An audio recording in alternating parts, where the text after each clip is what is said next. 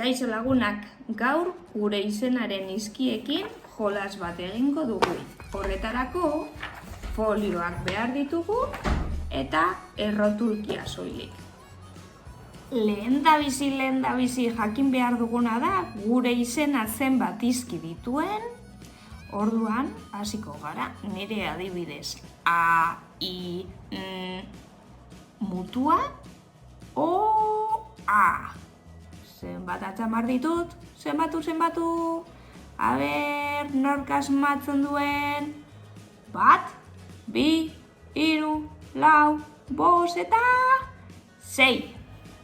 6 folio txiki egingo dugu. Folio batekin zatiak egingo dugu. Nik folioa 4 zatitan egingo dut. Orduan behar ditut 2 folio, bai? Eta orain moztuko dut. 4 zatitxo aterako dira eta hemen behar dut, baina behar ditut bakarrik 2, 6 egoteko. Bueno, 1, 2, 3, 4, 5 eta 6. Prest ditut orain folio zatietan nire izkiak jarriko ditut.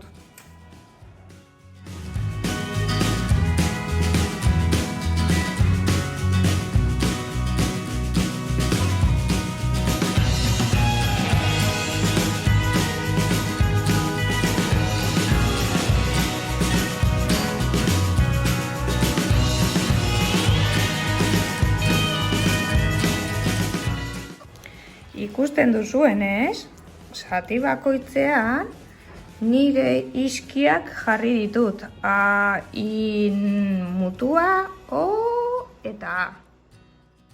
Eta orain zer? Bueno, izki bakoitzeko objektu bat bilatu behar dugu. Ikusi nireak.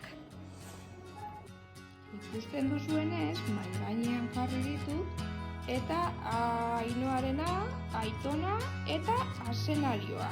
Irekin bilatu dut izozkia eta ispilua. Enerekin neska. Nire mutuarekin harri bat jarri dut. Oilaskoa eta arekin artoa. Ea, zuen izenen izkiekin zenbat gauza aurkitzen duzuen. Agur,